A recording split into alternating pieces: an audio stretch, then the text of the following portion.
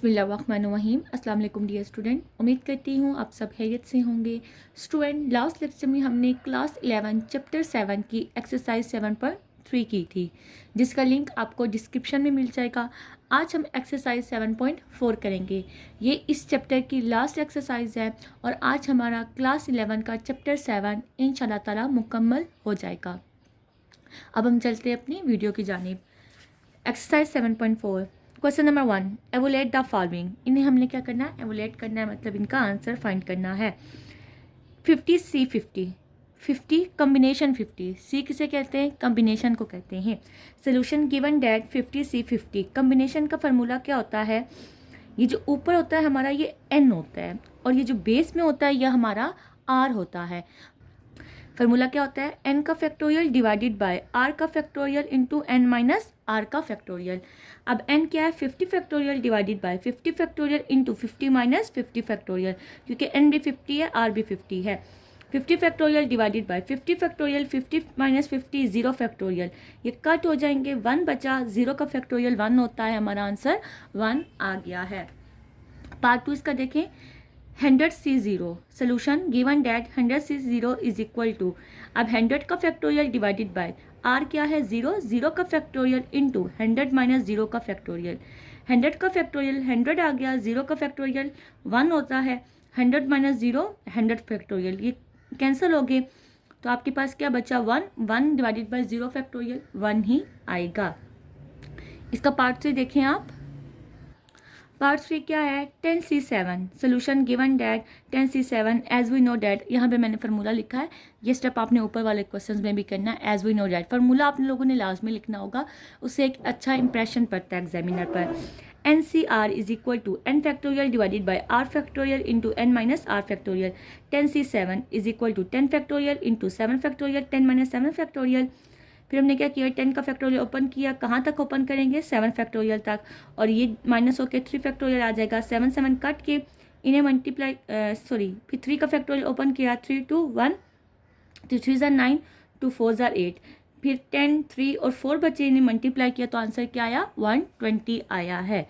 Part 4 देखें इसका, 20C17 given that 20C17 as we know that NCR is equal to, formula लगाया, 20C17 किया, 20 factorial divided by 17 factorial, 20 minus 17 factorial, 20 का factorial open करेंगे कहाँ तक, 17 फैक्टोरियल तक, डिवाइडेड बाय ये आपके सब्ट्रैक्ट होकर 3 फैक्टोरियल आ जाएगा, 17 और 17 कट किया, आपके पास आया 20 18 और 20 19 और 18, 3 फैक्टोरियल ओपन किया, 3 2 1, 2 9 ज़ार 8, 3 3 ज़ार 9, तो आपके पास आया 20 19 और 3 मल्टीप्लाई किया तो आपके पास आंसर आ गया है।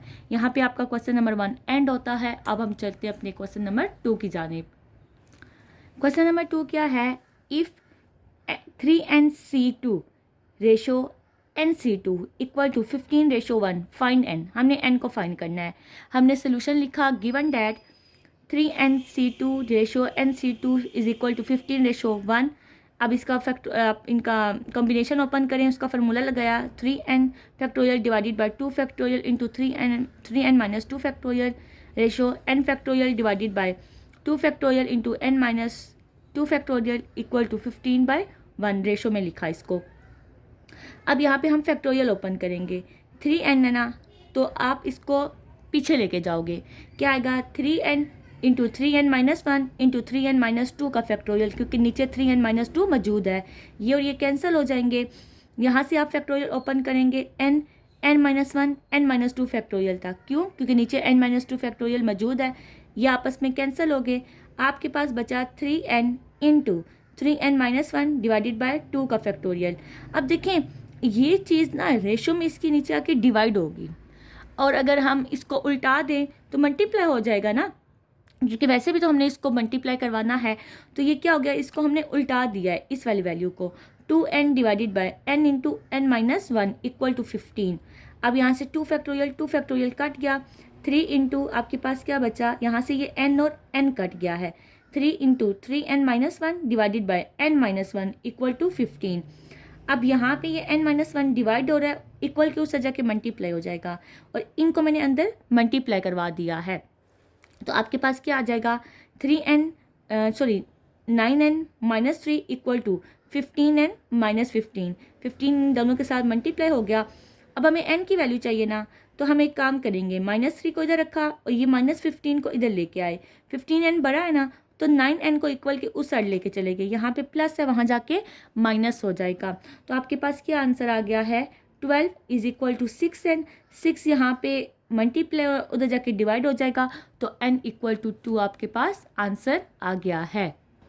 अगर किसी बच्चे को ना इन स्टेप की समझ नहीं आई कि यहाँ पे क्या किया है, तो ये देखें, अब रेशो में जो चीज़ होती है ना, वो हम डिवाइड में लिख सकते हैं, ठीक है। जैसे यहाँ पे 15:1 था ना, तो मैंने इसको लिखा था 15 डिवाइडेड बाय 1 लिखा था। इसी तरह ये चीज़ रेशो में है ना, तो हम इसको कैसे लिख सकते हैं, 3n into 3n minus 1 divided by 2 factorial ratio n into n minus 1 divided by 2 factorial. अब हमने रेशो ख़त्म करके इसको डिवाइड में लिखा है, तो क्या आया, 3n divided by 3n minus 1 divided by 2 factorial whole divided by, अब ये इसके डिवाइड में आ गया, n into n minus 1 divided by 2 factorial. 2 factorial cut हो गया, n और n कट हो गया, तो आपके पास क्या बचा, 3 into 3n minus 1 divided by n minus 1 equal to 15। इस तरह आप डिवाइड करके कटिंग करो, या दूसरा तरीका क्या होता है, जो चीज़ यहाँ पे डिवाइड हो रही हो उस चीज़ को हम मल्टीप्लाई में लिख सकते हैं। तो मल्टीप्लाई में क्या होता है, डिनोमिनेटर आपका न्यूमिनेटर बन जाता है और नोमिनेटर आपका डिनोमिनेटर बन जाता है। तो ये चीज़ मैंने यहाँ पे की थी, ठीक है, कि डिवाइड को मैंने उल्टा के लिख दिया था। देखें, ये इस तरह हम लिख सकते हैं ना, 3n into 3n minus 1 divided by 2 factorial divided by n into n minus 1 divided by 2 factorial. फिर इस डिवाइड को ख़त्म करने के लिए मल्टीप्लाई में हमने चेंज किया है, तो इनको हमने उल्टा दिया है। तो ये स्टेप मैंने यहाँ पे किए थे, ठीक है, इस वजह से समझाया ताकि किसी को कोई कन्फ्यूजन ना रहे। ओके, इसका नेक्स्ट पार्ट देखते हैं हम। नेक्स्ट पार्ट क्या है, इफ़ NPR इक्वल टू 120। अब यहाँ पे आपके पास परमुटेशन आ गई है, and NCR equal to 20, find R। अब देखें, एक आपको दे दिया परमुटेशन, एक दे दिया कम्बिनेशन, और कहा क्या जा रहा है कि ये R फाइंड करें। Given that NPR equal to 120 and NCR equal to 20। As we know that, हम जानते हैं कि ये जो NCR होता है ये किसके इक्वल होता है, ये इक्वल होता है NPR divided by R factorial. ये कैसे आया है मैं आपको बताती हूँ। आप पेज 133 ओपन करना, तो यहाँ पे आपको ना एक फार्मूला नज़र आ रहा है। इसका मैंने MCQs भी बनाया था, जब चैप्टर 7 के मैंने MCQs बनाए थे ना, वहाँ मैंने MCQs भी बनाया था। अगर MCQs नहीं आपने अभी तक नहीं देखे, तो उसका भी लिंक आपको डिस्क्रिप्शन में मिल जाएगा।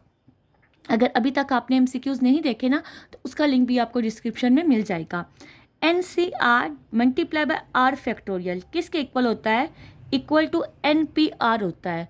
अब क्या किया हमने, NCR यहाँ पे रहने दिया है, इस R फैक्टोरियल को ये यहाँ मल्टीप्लाई हो रहा है, उधर जाके डिवाइड हो गया है। तो ये फार्मूला मैंने यहाँ बना लिया है कि as we know that NCR is equal to NPR divided by R factorial.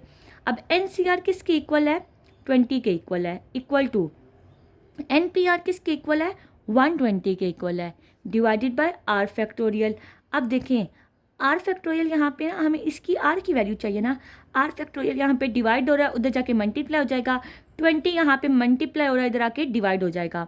तो R factorial is equal to 120 divided by 20, 0 0 cut गया, 2 1 ज़ा 2, 2 6 ज़ा 12, R factorial is equal to 6। अब R फैक्टोरियल है ना, हमारे पास फैक्टोरियल है, तो यहाँ पे भी फैक्टोरियल होना चाहिए। हम 6 को कैसे लिख सकते हैं, 3 इंटू 2 इंटू 1, ये मल्टीप्लाई होकर 6 ही आएगा। अब ये क्या बन रहा है, फैक्टोरियल बन रहा है, किसका, 3 का फैक्टोरियल बन रहा है। तो R factorial is equal to 3 factorial, factorial और फैक्टोरियल कैंसिल हो गया, तो R इज इक्वल टू 3 आपके पास आंसर आ गया है, और यही R की वैल्यू है। अब हम चलते हैं अपने नेक्स्ट क्वेश्चन नंबर 3 की जानिब। बच्चों, ये क्वेश्चन आपके शॉर्ट के लिहाज से इंपॉर्टेंट हैं, ठीक है। क्वेश्चन नंबर 3 है, find the values of N and R when NCR is equal to 56, NPR is equal to 336। ये बिल्कुल ऊपर वाले क्वेश्चन की तरह ही है, लेकिन यहाँ पे हमने R के अलावा N की भी वैल्यू फाइंड करनी है। हमने लिखा, सोल्यूशन लिखा, given that NCR is equal to 56 and NPR is equal to 336। As we know that, हम जानते हैं कि NCR is equal to NPR divided by R factorial होता है। अब इनकी वैल्यूज़ पुट की, उसी तरह हमने r को क्या किया, उधर ले गए, 56 को इधर डिवाइड किया, मल्टीप्लाई किया, r फैक्टोरियल 6 आ गया है। अब हम इस 6 का फैक्टोरियल बनाएंगे, कैसे, r factorial is equal to 3 2 1, ये 3 का फैक्टोरियल बन जाएगा, r factorial is equal to 3, ये कट गया तो r आपके पास क्या आ गया, 3 आ गया है। अब हमें r के साथ n की वैल्यू भी फाइंड करनी थी। नेक्स्ट देखते हैं कि n की वैल्यू हमने कैसे फाइंड की है। नाउ फाइंड n, अब हमने n फाइंड करना है, तो N P R is equal to 36 है।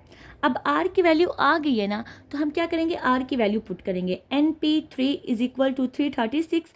अब यहाँ पे हम क्या करेंगे, n का फार्मूला ओपन करेंगे, सॉरी परमुटेशन का फार्मूला ओपन करेंगे। वो क्या होता है, n factorial into n minus 3 का r का फैक्टोरियल, तो r 3 है, तो n माइनस 3 का फैक्टोरियल इज इक्वल टू 336।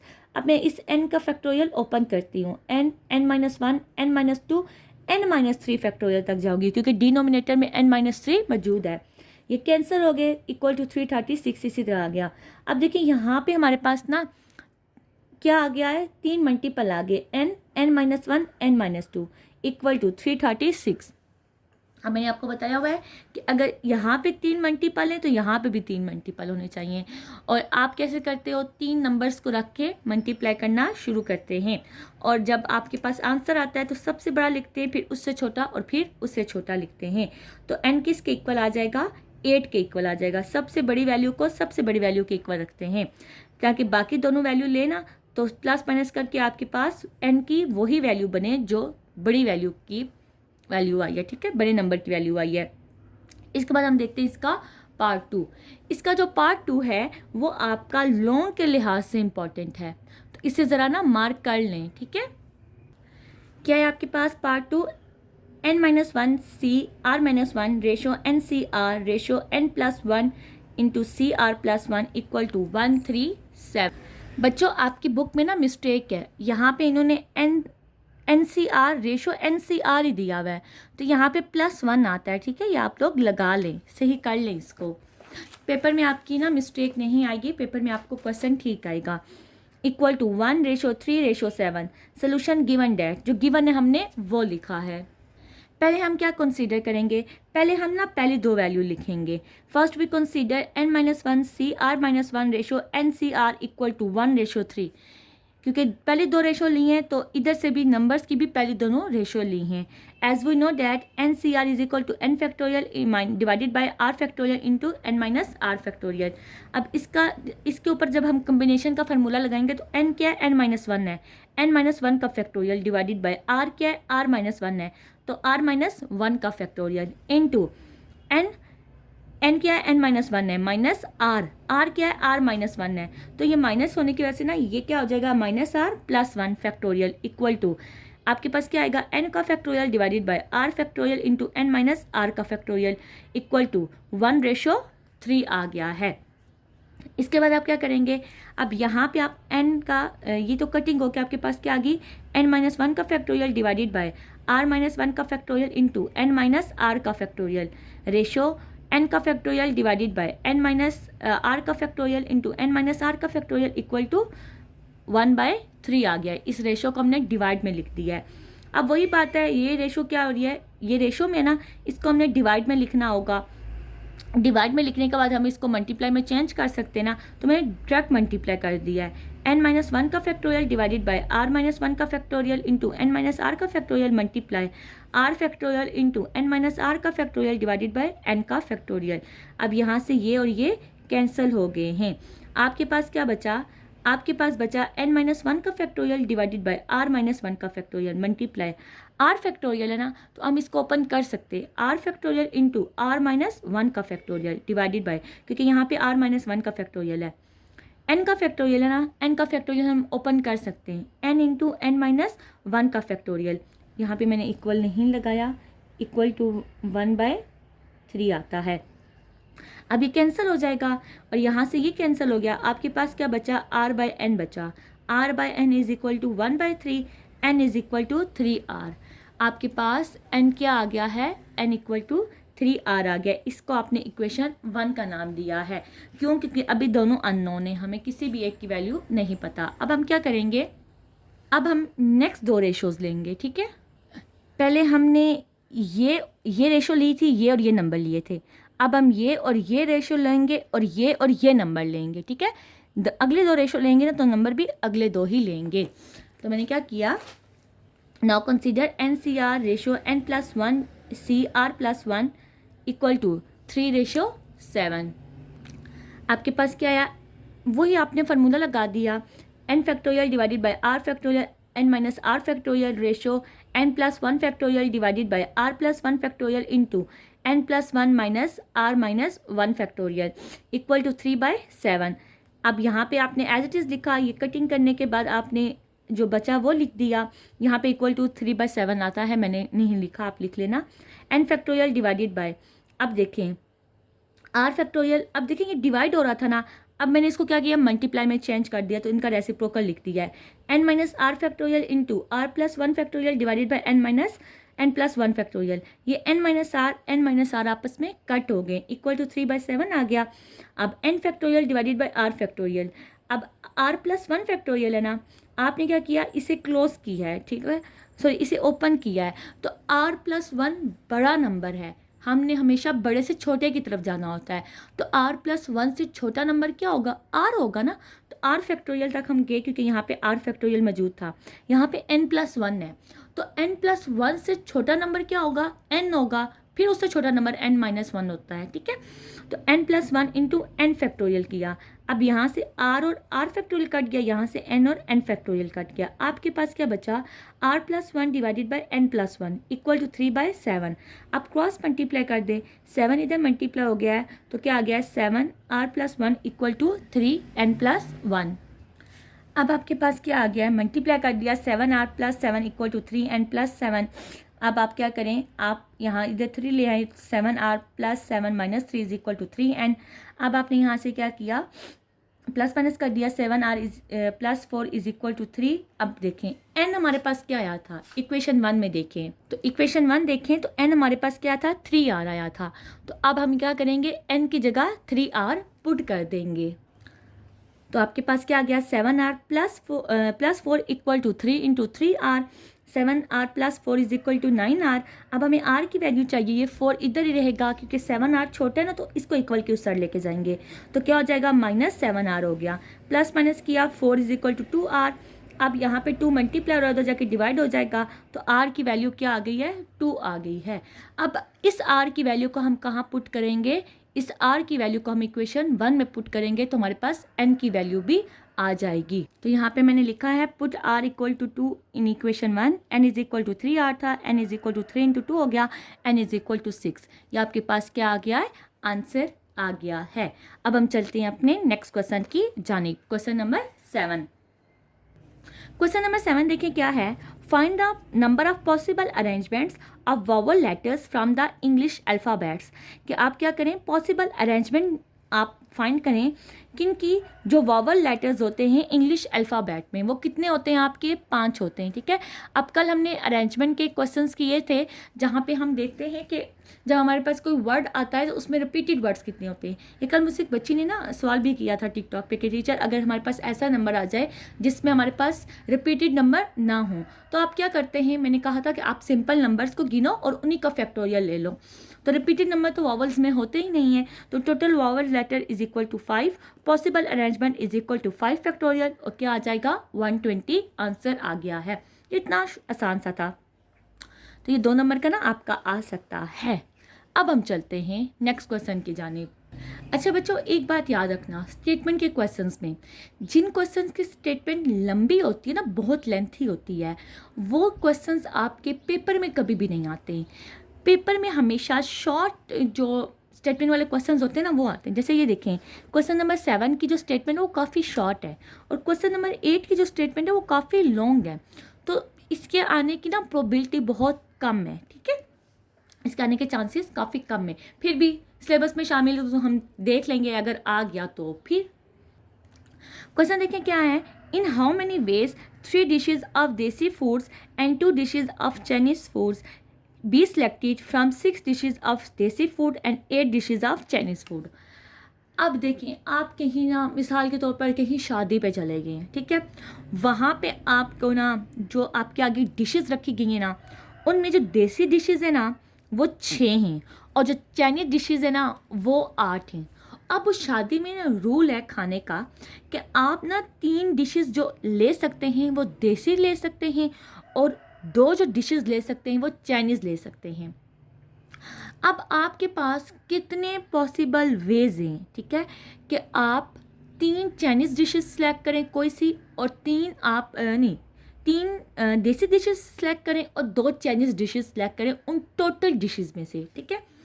अब हम इसके सोल्यूशन की तरफ चलते हैं। Given that total desi dishes is equal to 6, total Chinese dishes is equal to 8, selected dishes desi dishes is equal to 3, selected Chinese dishes is equal to 2। अब मैंने उस दिन आपको परमुटेशन और कम्बिनेशन का जब फ़र्क बताया था तो हमने पढ़ा था जो कम्बिनेशन होता है ना वो फूड आइटम पे लगता है, ठीक है, परमुटेशन नहीं वहाँ पे लगता। इस वजह से हमने यहाँ पे कम्बिनेशन लगाया है। ये चीज़ें आप लोगों ने याद रखनी होंगी कि परमुटेशन किन चीज़ों में लगता है और कम्बिनेशन किन चीज़ों में लगता है, वरना फिर आप कंफ्यूज हो जाओगे पेपर में कि यहाँ पे हम परमुटेशन लगाएं या कम्बिनेशन लगाएं।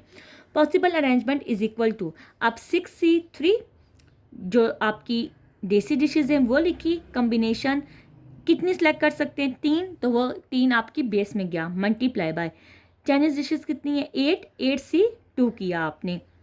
यहाँ पे आपने कम्बिनेशन का फार्मूला लगाया 6 factorial divided by 3 factorial, 6 minus 3 factorial multiply by 8 factorial divided by 2 factorial, 8 multiply by 8 minus 2 factorial. तो आप लोगों ने जब फैक्टोरियल ओपन किए, कटिंग की, यहाँ पे भी फैक्टोरियल ओपन किए, कटिंग की, तो आपके पास इसका आंसर 20 आया, इसका 28 आया, दोनों को मल्टीप्लाई किया है तो 560 आपके पास पॉसिबल वेज हैं कि आप वहाँ से डिशेस को सिलेक्ट कर सकते हैं। अब हम चलते हैं अपने नेक्स्ट क्वेश्चन की जानिब। From a deck of 52 playing cards, there are 26 black cards and 26 red cards. How many different ways can 8 cards be selected if 3 are black and the remaining 5 are red?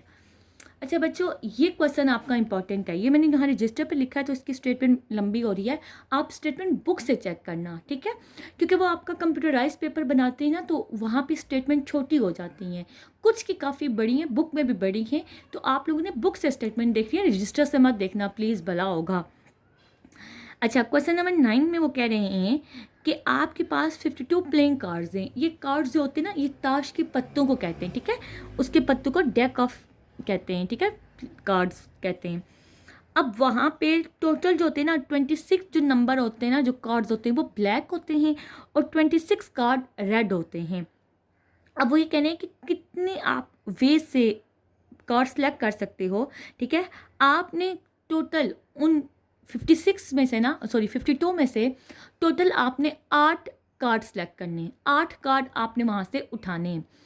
अब वो ये कह रहे हैं कि कितने पॉसिबल वेज हैं कि अगर आप जो कार्ड उठाओ, टोटल 8 उठाओ, उनमें से जो 3 है ना वो ब्लैक होने चाहिए और जो बाकी 5 है ना वो क्या होने चाहिए, रेड होने चाहिए।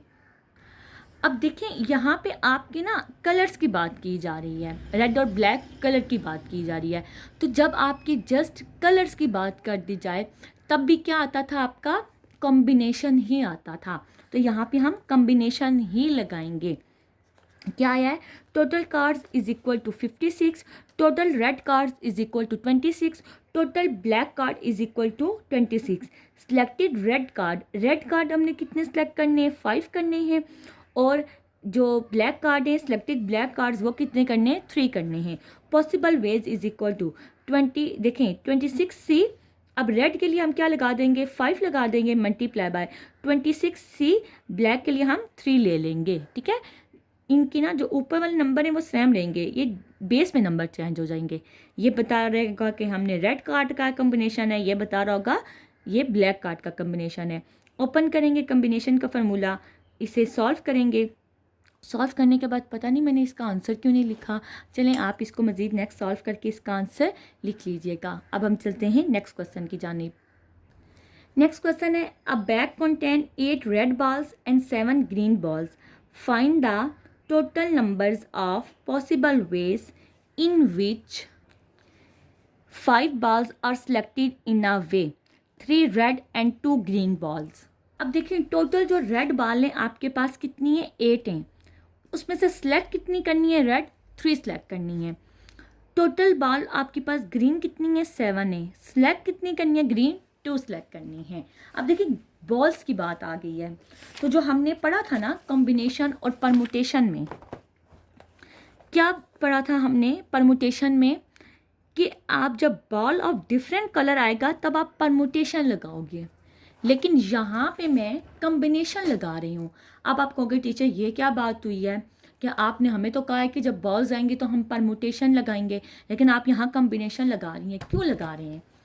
अब देखें परमुटेशन की सबसे बड़ी जो बात थी ना, उसमें ऑर्डर इज़ इम्पॉर्टेंट।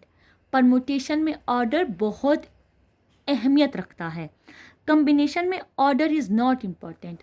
अब उन्होंने ना यहाँ पे ये नहीं बताया कि जो पहले 3 बॉल्स आप सेलेक्ट करोगे, ठीक है, टोटल बॉल्स में से आपने टोटल कितनी सेलेक्ट करनी है, हाँ रेड, और मतलब टोटल आपने 5 सेलेक्ट करनी है। अब उन्होंने ये नहीं बताया कि जो आप 5 सेलेक्ट करोगे उसमें पहली 3 रेड ही होनी चाहिए, दूसरी जो 2 हैं वो ग्रीन होनी चाहिए। नहीं, एक बैग के अंदर बॉल्स पड़ी हुई है रेड और ग्रीन, आप क्या पता पहले आप निकालो तो 5 के 5 ग्रीन आ जाएं। देखें उसके बाद आप 2 ग्रीन आप वापस डाल दोगे ना, फिर आप रेड निकालोगे। तो इस तरह की इन्होंने ऑर्डर नहीं दिया हुआ, इन्होंने सिर्फ कहा सिलेक्शन करें वहाँ से। टोटल आपने 5 बॉल्स निकाली हैं जिसमें 3 रेड हों 2 ग्रीन हों। ऑर्डर नहीं दिया हुआ इन्होंने कि आपने इस तरह निकालनी है कि पहले जो 3 निकालें वो रेड ही हों, अगली जो 2 निकालें वो ग्रीन ही हों, या पहले 2 ग्रीन हों फिर रेड हों। नहीं, इसमें जस्ट हमने उस बैग में से सिलेक्शन करनी है 5 बॉल्स की, तो बार बार ऑर्डर रिपीट भी तो हो सकता है ना। इस वजह से यहाँ पे फिर हम कम्बिनेशन लगा रहे हैं। तो क्या आ जाएगा 8C3 multiply by 7C2 factorial open करेंगे, ठीक है, आप लोग मतलब कॉम्बिनेशन का फार्मूला लगाएंगे, प्लस माइनस करके फैक्टोरियल ओपन किया, कटिंग की, तो आपके पास ये आंसर आ जाएगा। इसके बाद नेक्स्ट इसमें क्या है, 1 रेड एंड 4 ग्रीन बॉल्स, एक आपकी रेड हो और 4 आपकी ग्रीन बॉल्स हों, तो total red ball is equal to 8, selected red ball is equal to 1, total red यहाँ पे ग्रीन आता है, total green balls is equal to 7, selected green balls is equal to 4, possible ways is equal to 8C1 multiply by 7C4। Formula open करेंगे, multiply करेंगे, ठीक है, formula open किया, multiply किया, कटिंग की, और हमारे पास आंसर क्या आ गया, 280 आ गया है। उसके बाद नेक्स्ट क्या है आपके पास, नेक्स्ट है आपके पास 4 रेड एंड 1 ग्रीन, 4 रेड और 1 ग्रीन होनी चाहिए। तो total red ball is equal to 8, selected red ball is equal to 4, total green ball equal to 7, selected green ball equal to 1।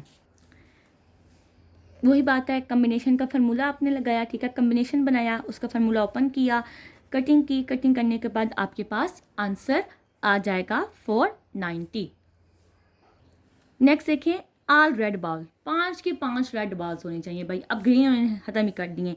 Total red ball is equal to 5, selected red ball is equal to 5। Possible ways क्या आ जाएंगे, 8C5, formula open करेंगे, cutting करेंगे, आपके पास answer क्या आ गया, 56 answer आ गया है। नेक्स्ट देखें, how many diagonals and triangle can be formed by joining the vertices of the polygon having 15 sides, ठीक है। अब एक पॉलीगॉन है जिसकी 15 साइड्स हैं, तो वो कह रहे हैं कि आप वहाँ से कितनी डायगोनल्स बना सकते हैं और कितने ट्रायंगल बना सकते हैं। Solution given that n is equal to 15। एक बात याद रखना, जब भी डायगोनल की बात आएगी ना, तो डायगोनल का ये फार्मूला है NC2 - n, ये आप फार्मूला याद कर लें। ये डायगोनल के लिए, ट्रायंगल के लिए मैं आपको फार्मूला बताऊंगी। तो for diagonal is equal to NC2 - n, n क्या 15 है, 15C2 - 15। यहाँ पे आपने कम्बिनेशन का फार्मूला ओपन किया, कम्बिनेशन का फार्मूला ओपन करने के बाद आपकी जो कटिंग हो रही थी वो की, फिर प्लस माइनस किया, तो आपके पास आंसर 90 आ गया है कि 90 डायगोनल आप उससे बना सकते हैं।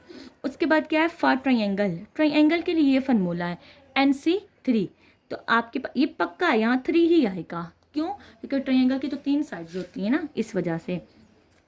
Is equal to 15C3, 15 factorial 3 factorial, आपने इनको फार्मूला ओपन किया, फिर आप प्लस माइनस करेंगे, कटिंग करेंगे, तो आपके पास आंसर आ जाएगा।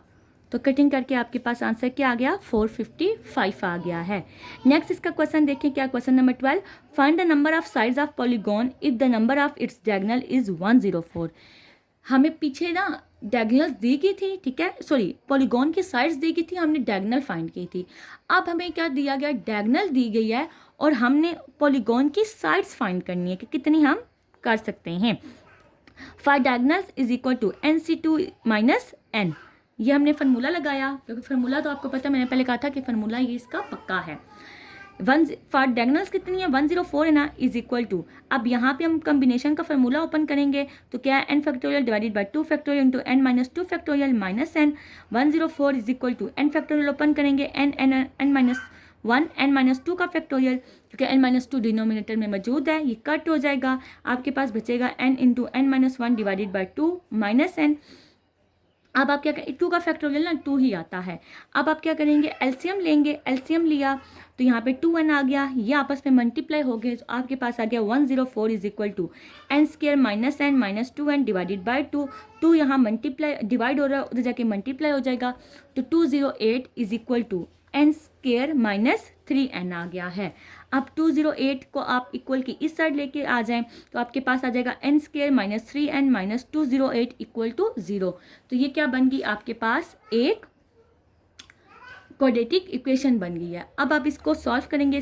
अब क्वाड्रेटिक इक्वेशन को सॉल्व करने के डिफरेंट मेथड हैं, मैंने यहाँ पे फैक्टराइजेशन की है, मतलब मिड टर्म ब्रेक किया है। मिड टर्म हम कैसे ब्रेक करते हैं कि हम लास्ट वाले को ना फर्स्ट वाले के साथ मल्टीप्लाई करते हैं, तो इसको मल्टीप्लाई किया तो 208 n स्क्वायर आया है। अब हम इसका एलसीएम लेते हैं, इस तरह के प्लस माइनस करने से आपका मिड वाला बने और मल्टीप्लाई करके आपका साइड वाला बने, जो आया है 208 n square minus 16n plus 13n minus 208 आ गया है इक्वल टू 0। अब आप यहाँ से n कॉमन लें, तो n कॉमन लिया, n माइनस 16 आ गया, प्लस 13 कॉमन लिया, n minus 16 is equal to 0, n plus 13 n minus 16 equal to 0 आ गया। अब आप यहाँ से लिखें n plus 13 is equal to 0, n minus 16 is equal to 0, n is equal to minus 13, n is equal to 16। तो ये आपका आंसर होगा, क्योंकि कभी भी कोई चीज़ माइनस में नहीं जा सकती है, ठीक है। डायगोनल की साइड्स अब आपकी माइनस पे तो नहीं जा सकती कि वो लाई ना कर रही हों। नेक्स्ट क्वेश्चन देखें, क्वेश्चन नंबर 13 है, how many triangle can be form by joining 15 points 6 of which lie on the same straight line. वो कहने कि कितने ट्राइंगल हम बना सकते हैं अगर हम 15 पॉइंट्स को ज्वाइन करें और उनमें से 6 ऐसे हों जो कि एक ही लाइन के ऊपर लाई कर रही हों। Solution given that n is equal to 15 for triangle NC3, तो क्या आ जाएगा, 15C3 is equal to 15 factorial divided by 3 factorial, 15 minus 3 factorial. आपने फैक्टोरियल ओपन किया, कटिंग की, तो आपके पास क्या आ गया, 455। ये टोटल आप ट्रायंगल बना सकते हैं। अब क्या है, उसमें से 6 lie on the same line, so 6C3 is equal to 6 factorial divided by, आपने इसका फैक्टोरियल ओपन करेंगे और उसके बाद आप क्या करेंगे, जो आंसर आएगा उसको इस टोटल में से माइनस कर देंगे, तो टोटल जो आपकी बन सकती हैं 15 पॉइंट्स को ज्वाइन करके वो 435 आपकी ट्रायंगल बन सकती हैं। अब हम चलते हैं अपने नेक्स्ट क्वेश्चन की जानिब। नेक्स्ट क्वेश्चन क्या है, the member of a club are 10 boys and 8 girls, in how many ways can be committee of 6 boys and 6 girls 3 girls be formed. अब एक क्लब है, उसके 10 उसमें बॉयज़ हैं और 8 गर्ल्स हैं। अब हम कितने वेज में एक कमेटी बना सकते हैं कि हम उसमें 6 बॉयज़ रखें, मतलब 10 में से 6 बॉयज़ सेलेक्ट करें और 8 गर्ल्स में से 3 गर्ल्स हम सेलेक्ट करें। अब देखिए यहाँ पे ऑर्डर तो नहीं ना दिया हुआ, बस कह दिया आप सिलेक्शन करें। तो अब सिलेक्शन में हम क्या लगाते हैं, जब हमने जस्ट सिलेक्शन करनी हो तो कम्बिनेशन लगाते हैं। Total boys is equal to 10, selected boys is equal to 6, total girls is equal to 8, selected girls is equal to 3। According to given condition 10C6 multiply by 8C3। Combination का formula open करें और जो कि भी आपकी cutting होती है cutting करें, उसके बाद आप प्लस माइनस मल्टीप्लाई करें तो आपके पास आंसर आ जाएगा। इस वजह से नहीं समझा रही क्योंकि ये बहुत बार समझा चुकी हूँ, तो आप ये आपको आता होगा। वीडियो काफ़ी लंबी होती जा रही है, तो मैं चाहती हूँ कि फिर बच्चे ना फीड अप हो जाते हैं ज़्यादा लंबी वीडियो से। अब हम चलते हैं अपने नेक्स्ट क्वेश्चन की जानिब।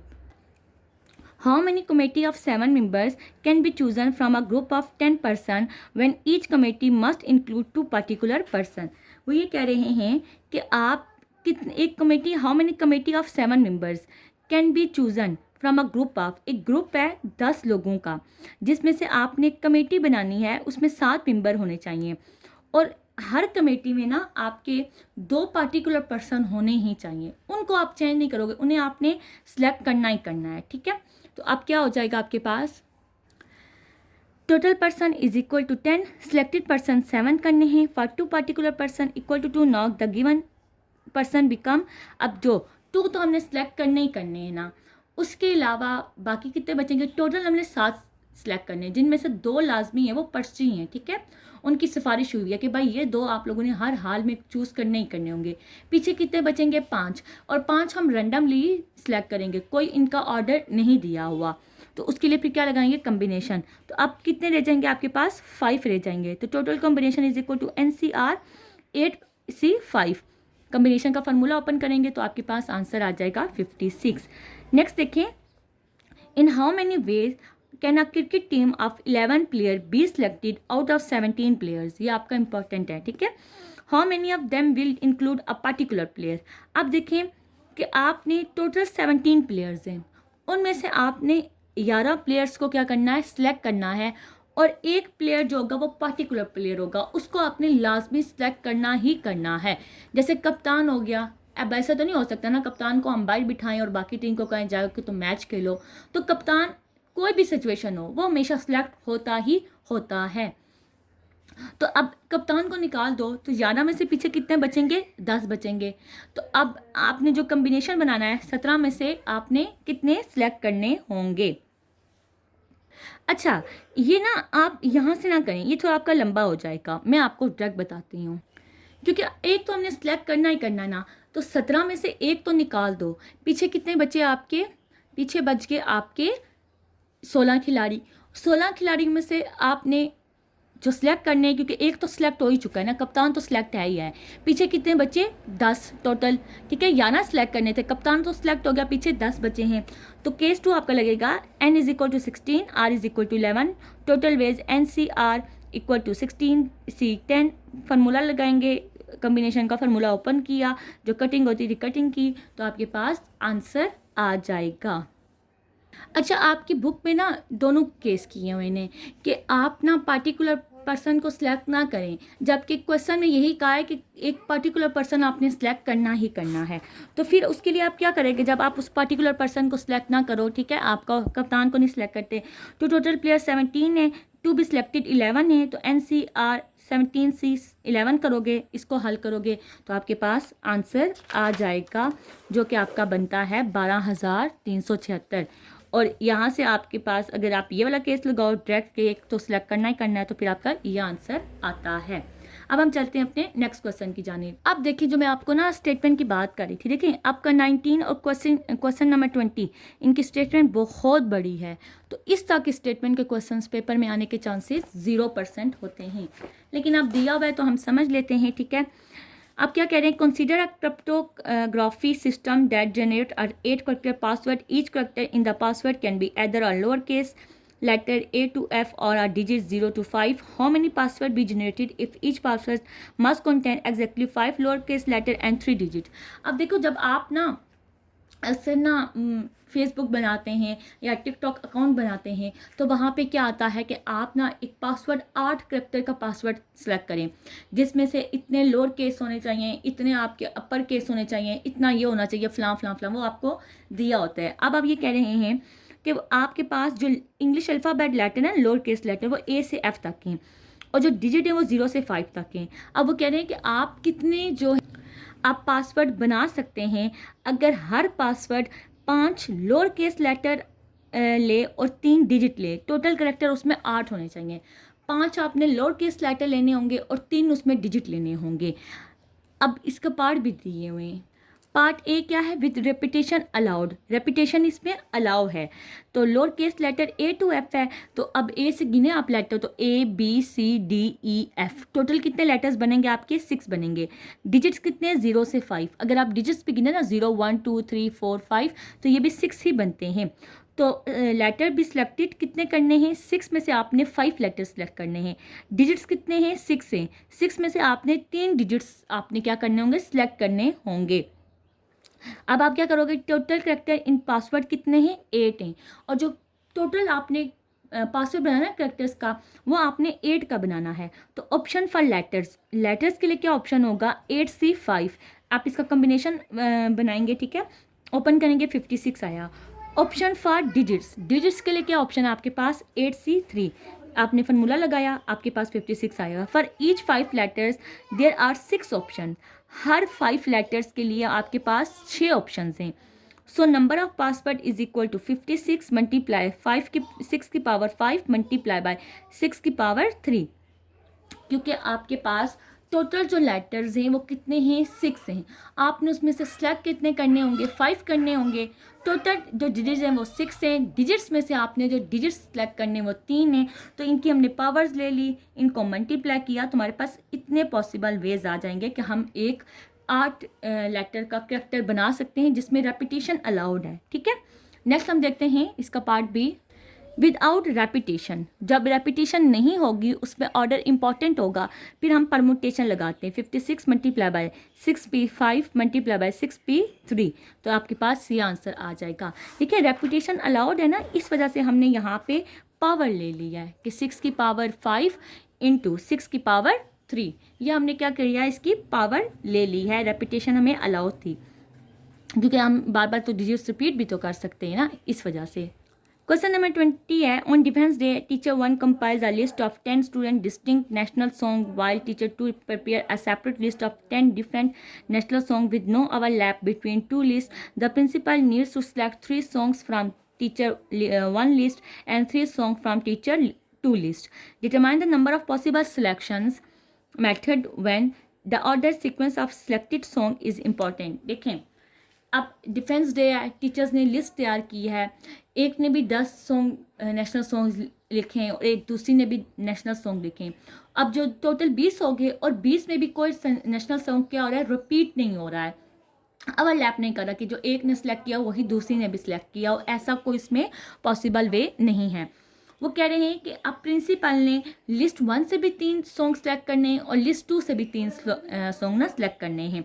और जो पहला जो होगा ना, जो टीचर सेलेक्ट करेंगी, उसमें ना ऑर्डर आपका इंपॉर्टेंट है। अगर उन्होंने लिस्ट 1 से पहले 3 सेलेक्ट किए ना, तो वही पहले 3 प्ले होंगे, और अगर उन्होंने लिस्ट 2 से 3 पहले सेलेक्ट किए ना, तो वही 3 प्ले होंगे पहले। तो यहाँ पे ऑर्डर इंपॉर्टेंट हो रहा है कि जिस ऑर्डर से वो टीचर सेलेक्ट करेंगी। तो जब ऑर्डर इंपॉर्टेंट हो तो फिर आपका क्या लगता है, परमुटेशन लगता है। तो देखें क्या है, total song equal to 10 selected by principal equal to 3, teacher 2 prepare song 10 selected by equal to ये 3 आएगा। अच्छा, यहाँ पे टोटल सॉन्ग तो 20 है ना, लेकिन यहाँ टीचर 1 लिखना आप, तो टोटल वेज क्या आ जाएगा, 10P3 multiply by 10P3। Permutation का फार्मूला लगाएंगे, ओपन किया तो आपके पास ये आंसर आ जाएगा। The order sequence of selected song is not important. अब यहाँ पे ऑर्डर इंपॉर्टेंट नहीं है, जो मर्जी गाना चला दो, बस प्रिंसिपल ने सिलेक्ट कर दिया। तो 10C3 multiply by 10C3, combination का फार्मूला ओपन करेंगे, मल्टीप्लाई करेंगे, कटिंग करेंगे जो कट हो रहे होंगे, उसके बाद आंसर जो आएगा उनको आपस में मल्टीप्लाई करेंगे, तो ये आपके पास आंसर आ गया है। और यहाँ पे आपकी 7.4 ख़त्म होती है, इसके साथ साथ आपका 7.4 का चैप्टर भी ख़त्म होता है। मिलते हैं नेक्स्ट वीडियो में, अपना बहुत सारा ख्याल रखिएगा। अल्लाह हाफिज़।